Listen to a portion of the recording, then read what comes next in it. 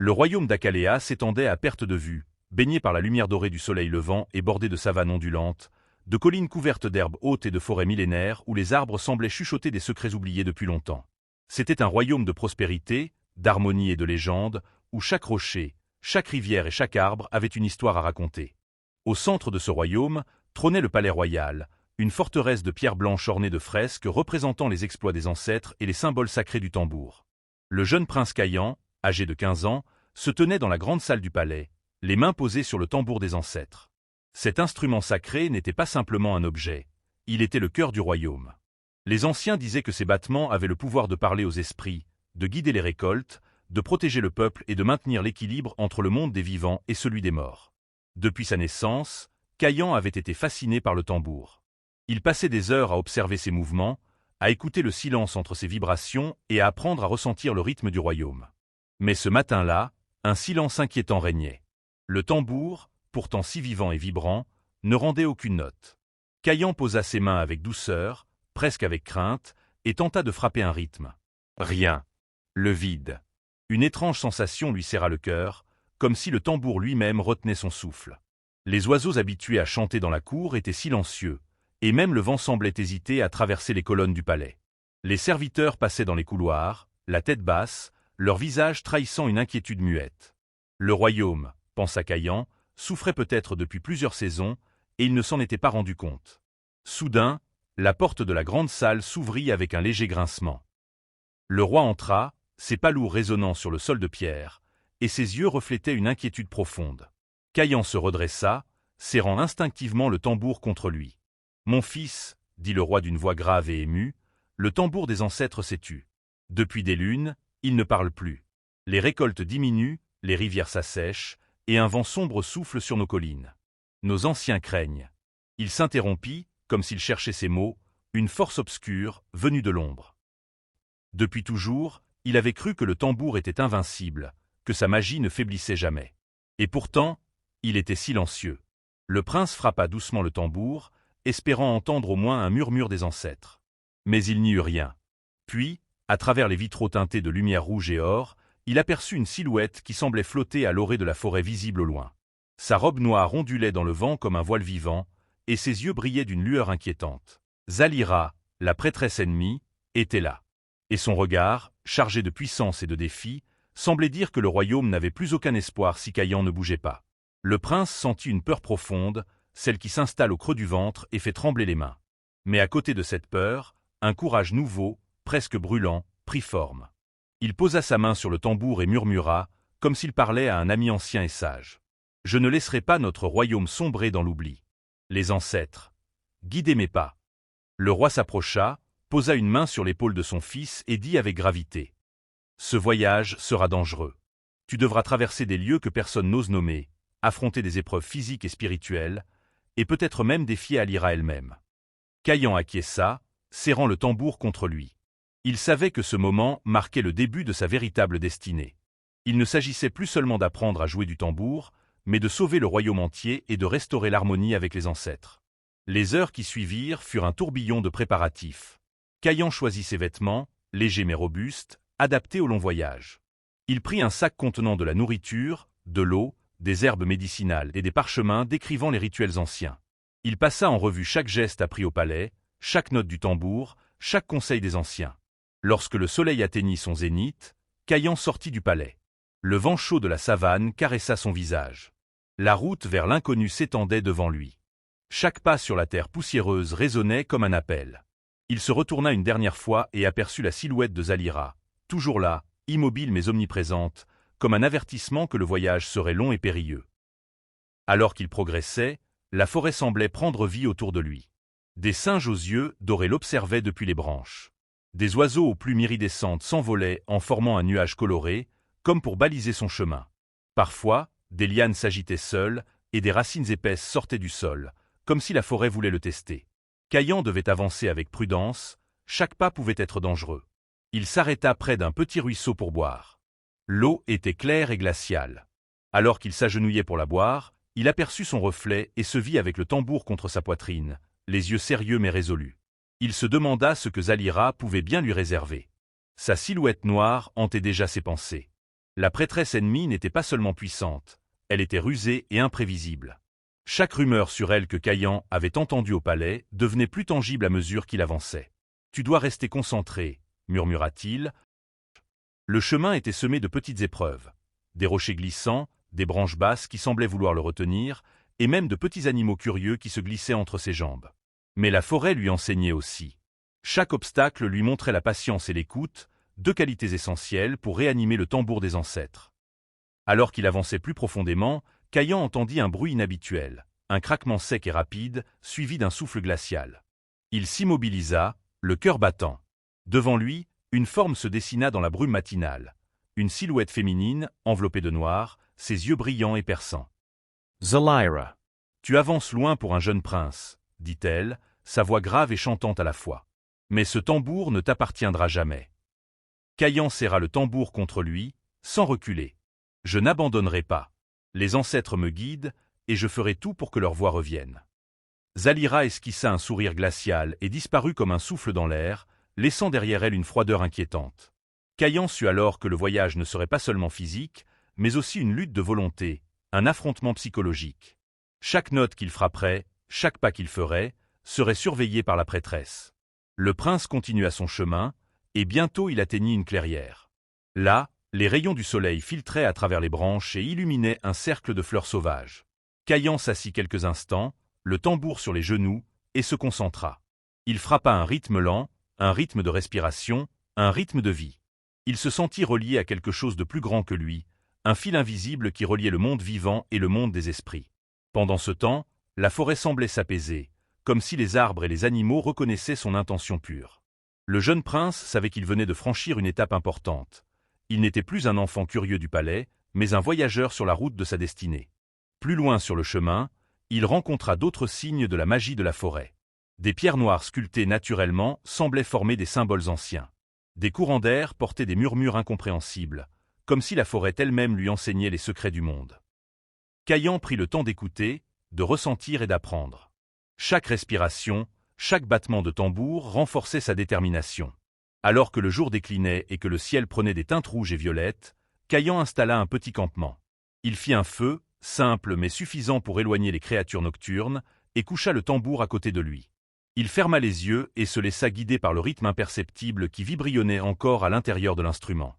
Dans le silence de la nuit, il pensa à Zalyra et à tout ce qui l'attendait. Mais il pensa aussi aux ancêtres, à leur force, à leur sagesse et à la responsabilité qui pesait sur ses épaules. La forêt autour de lui était vivante, mais elle n'était plus menaçante. Elle était un guide silencieux, un rappel que la nature et les esprits pouvaient aider ceux qui écoutaient avec le cœur. Caïan s'endormit avec une certitude. Le voyage venait de commencer, et chaque pas, chaque note et chaque souffle l'approcherait du but ultime, réveiller le tambour des ancêtres et restaurer la prospérité du royaume. Après plusieurs jours de marche à travers la forêt ancienne, Caïan arriva enfin devant le fleuve sacré, un cours d'eau légendaire qui traversait la vallée comme un ruban d'argent. Ses eaux brillaient au soleil comme si elles contenaient des fragments de lumière venus du ciel lui-même. Mais contrairement à son apparence paisible, le fleuve avait la réputation d'être un lieu de grandes épreuves. On disait que quiconque tentait de le franchir sans être pur de cœur se retrouvait prisonnier de ses courants ou perdu dans des illusions qui semblaient éternelles.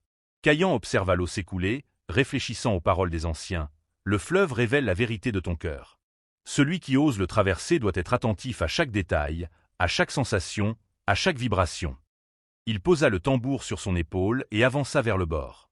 L'air semblait plus lourd ici, chargé d'une énergie étrange, presque palpable. Un souffle frais le traversa, et il sentit un frisson lui parcourir l'échine. Puis, l'eau s'agita soudainement, comme si elle vivait. Des silhouettes noires et indistinctes surgirent de la surface, formées des esprits troublés par l'influence de Zalyra. Leurs yeux rouges brillaient comme des braises et leurs mains semblaient vouloir saisir le prince. Caïan recula d'un pas, son cœur battant à tout rompre. La peur le saisit, mais il respira profondément et se rappela les paroles des ancêtres. Le courage n'est pas l'absence de peur, mais la maîtrise de celle-ci. Il plaça le tambour devant lui et frappa un rythme lent et régulier, un rythme qui imitait le battement de son cœur, le souffle du vent et le flux de l'eau. Chaque vibration qu'il produisait semblait appeler à lui les esprits bienveillants. Des silhouettes lumineuses apparurent, formant un cercle protecteur autour de Caïan. Les ombres qui avaient tenté de le submerger hurlèrent, se débattirent dans l'eau et furent entraînées par le courant, disparaissant dans un tourbillon noir. Le jeune prince se sentit soulagé, mais il savait que ce n'était que le début des épreuves. Le fleuve avait encore d'autres secrets à lui révéler. Chaque pas qu'il faisait pour le traverser le mettait à l'épreuve non seulement physiquement, mais aussi spirituellement. L'eau semblait réagir à ses pensées et à ses émotions. Lorsqu'il se montrait hésitant ou inquiet, le courant devenait plus fort. Lorsqu'il se concentrait et respirait avec calme, les eaux s'apaisaient légèrement. Au milieu du fleuve, Caillan ressentit une autre présence. Une voix douce, presque imperceptible, chuchotait. « Caillan, tu es venu chercher la vérité, mais es-tu prêt à affronter tes peurs les plus profondes ?» Il regarda autour de lui et ne vit personne, mais il sentit que les paroles venaient de l'intérieur de son propre cœur. Les ancêtres lui parlaient, mais d'une manière différente cette fois. Il devait écouter, comprendre et agir avec sagesse. Alors qu'il avançait lentement, une forme liquide et changeante apparut devant lui. Elle prenait successivement l'apparence d'animaux qu'il connaissait, un lion majestueux, un serpent sinueux et un aigle aux ailes gigantesques. Chaque forme semblait vouloir tester son courage et sa patience. Caillan frappa à un rythme plus rapide, plus déterminé, sur le tambour qu'il tenait.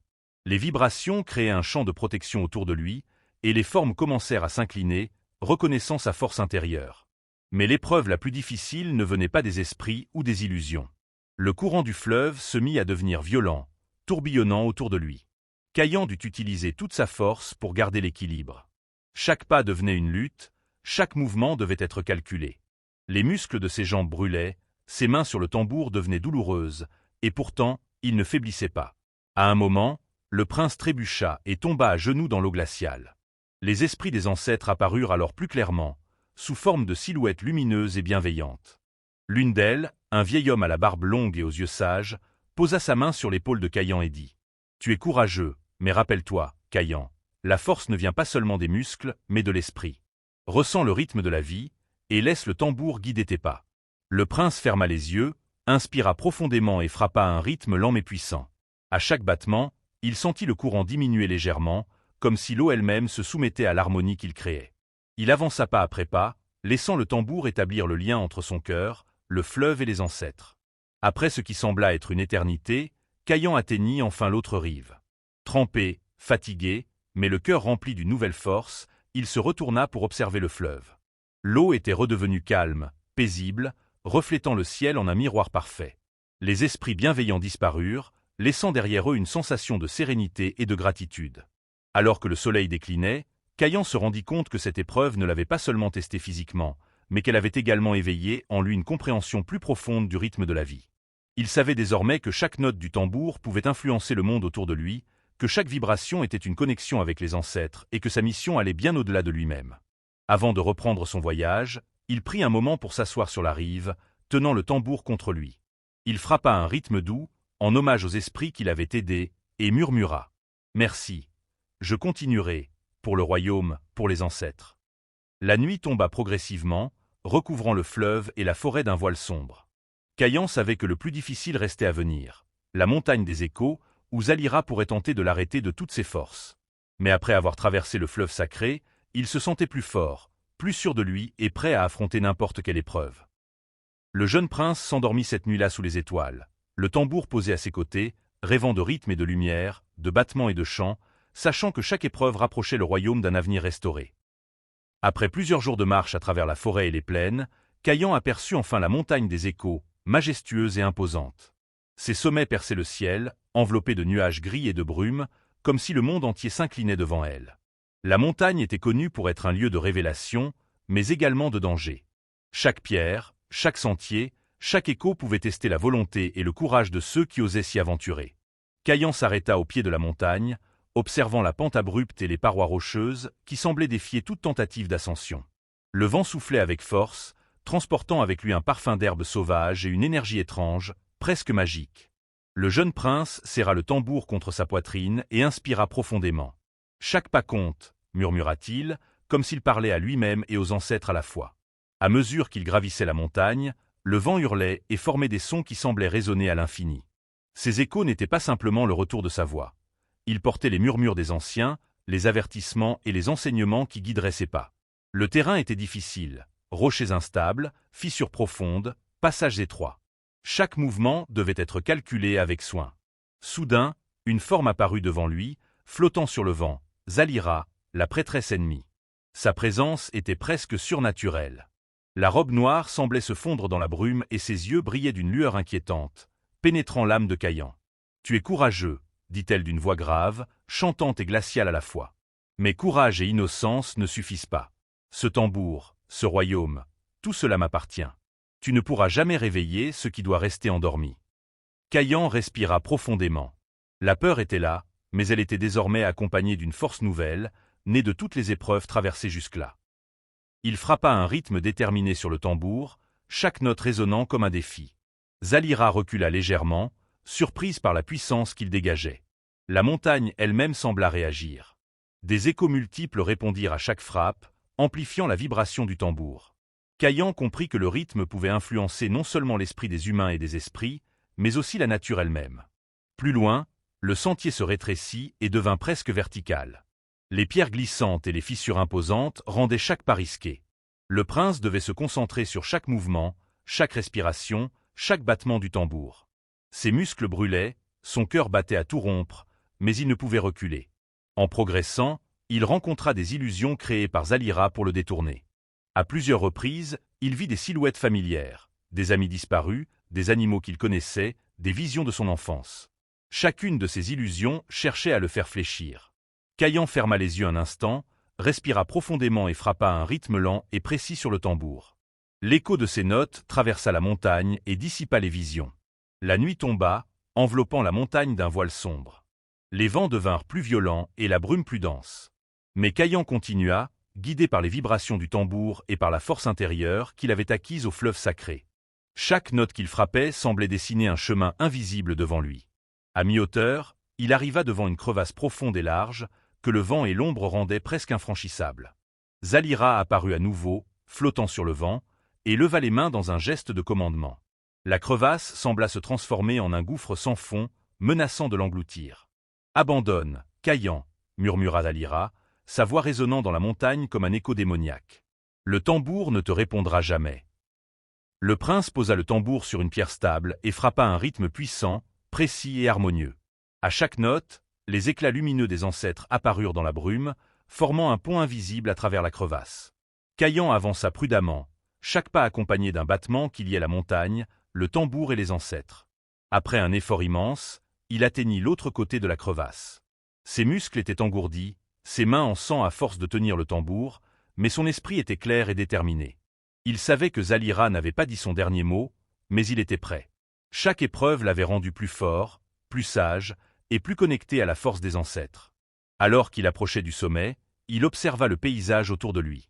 La forêt en contrebas paraissait lointaine et paisible, mais la montagne vibrait encore des échos du vent et des illusions passées. Caïan comprit que le sommet n'était pas simplement un lieu physique, mais un état de conscience, où le tambour et le prince devaient devenir un seul et même instrument de pouvoir et de sagesse.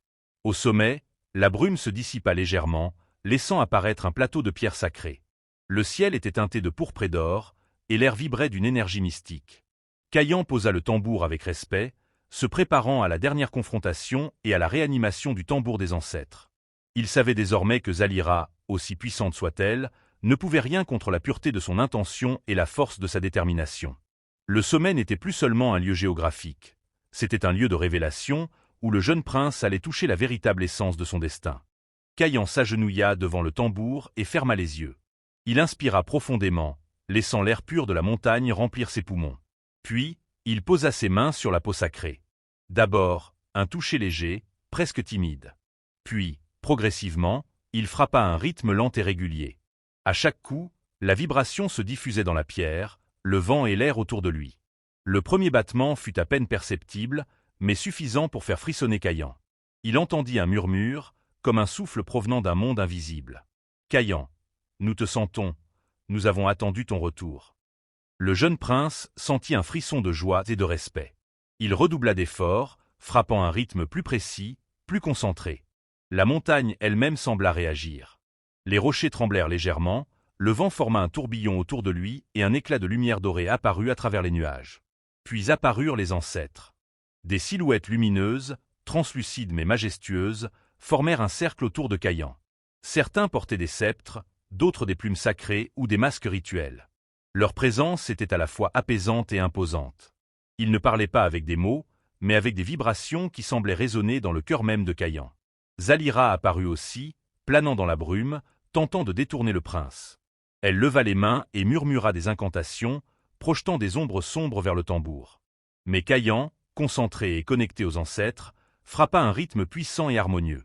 Chaque battement dispersait l'ombre, la transformant en éclats de lumière qui se mêlaient aux esprits des anciens. Les vibrations du tambour se renforcèrent.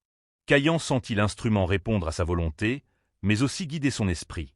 Les notes se répandirent dans l'air, dans les pierres et jusqu'aux forêts en contrebas. Les oiseaux nocturnes s'éveillèrent, les arbres frémirent et des animaux de toutes sortes apparurent, comme pour écouter le chant du tambour. Alors que le rythme s'intensifiait, Caïan fut envahi par des visions. Il vit les anciens rois et reines de son royaume, leurs exploits, leurs batailles, leurs célébrations et leurs prières. Il vit les champs fertiles, les rivières scintillantes et le peuple prospère vivant en harmonie. Chaque vision le remplissait de force et de détermination.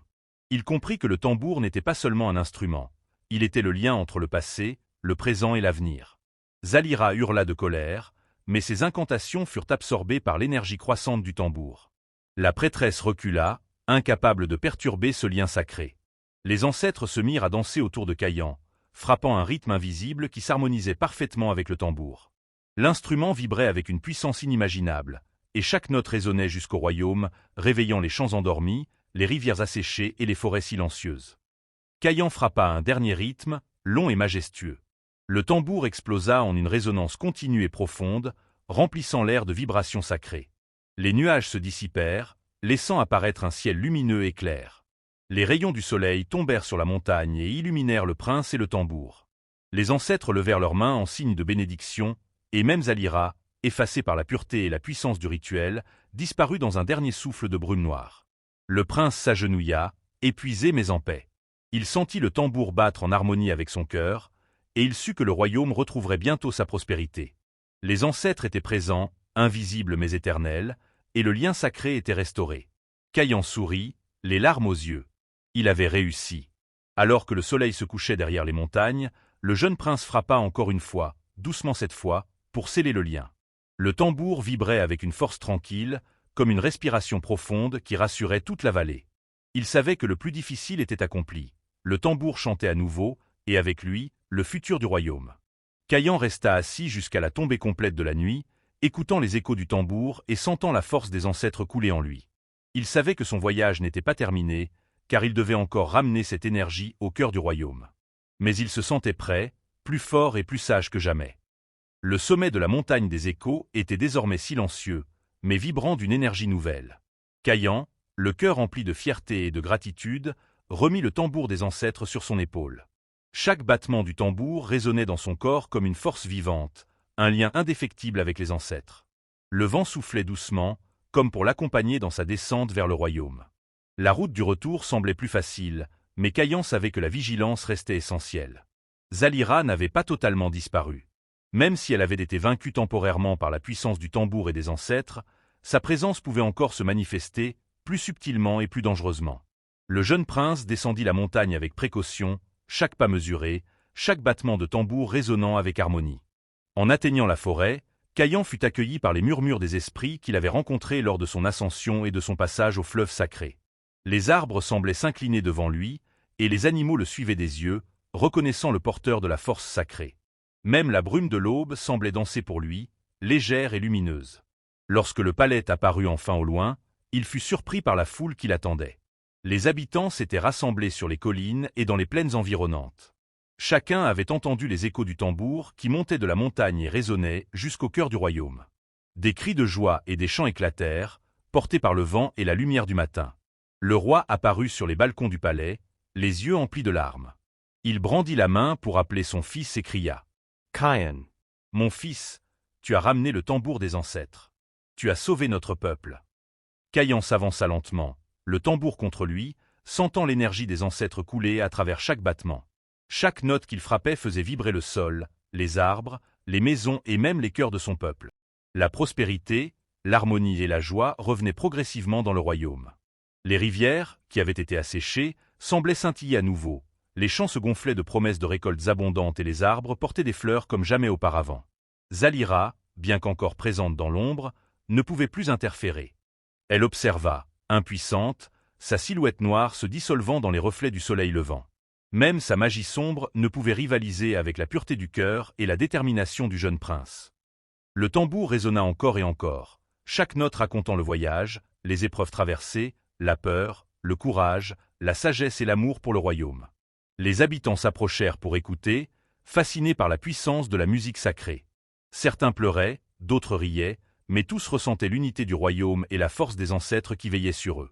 Le roi descendit pour accueillir Caïan, et les deux se serrèrent dans une étreinte profonde. « Tu as prouvé, mon fils, que le courage, la sagesse et la pureté du cœur peuvent triompher même contre les forces les plus obscures, » dit le roi, sa voix tremblante mais fière. Le jeune prince répondit humblement, « Père, ce n'est pas seulement moi, ce sont les ancêtres, le tambour et la force de tous ceux qui aiment ce royaume. Nous avons tous cheminé ensemble. » Au fil des jours suivants, Caïan enseigna à son peuple le respect du tambour et la façon de rester connecté aux ancêtres. Il institua des rituels réguliers, des célébrations de gratitude et des cérémonies pour honorer ceux qui avaient veillé sur le royaume avant lui. Chaque note frappée sur le tambour devenait un acte de communion avec l'histoire et l'esprit des anciens. La prospérité revint peu à peu. Les rivières scintillaient, les champs se couvraient de grains dorés, les villages chantaient et dansaient, et le vent portait des odeurs de fleurs et d'épices. Le royaume d'Akaléa retrouva sa grandeur et sa beauté légendaire, et la mémoire des ancêtres fut préservée à jamais grâce à l'action courageuse de Caïan. Pour Caïan, le voyage avait été bien plus qu'une aventure. Il avait appris que la force ne réside pas seulement dans le courage ou la puissance, mais dans la sagesse, la patience et le respect de l'équilibre entre le monde des vivants et celui des ancêtres. Chaque épreuve avait été une leçon, chaque note frappée sur le tambour une prière, et chaque vibration une promesse de protection et de prospérité pour le royaume. Et même si Zalira pouvait encore chercher à revenir, Caïan savait que le lien sacré qu'il avait restauré était indestructible. Tant que le tambour des ancêtres résonnerait et que les habitants garderaient le respect et la gratitude envers les forces invisibles qui veillaient sur eux, le royaume d'Akaléa serait protégé pour toutes les générations à venir. Le jeune prince leva les yeux vers le ciel étoilé, le tambour résonnant doucement dans ses mains, et murmura « Ancêtres, merci, nous veillerons sur ce royaume pour toujours. » Ainsi s'acheva le voyage de Caïan, le prince qui avait réveillé le tambour des ancêtres, affronté Zalira et ramené la prospérité et l'harmonie à son peuple. Et depuis ce jour, chaque battement du tambour rappelait aux habitants que le courage, la sagesse et le respect des ancêtres étaient les véritables gardiens du royaume.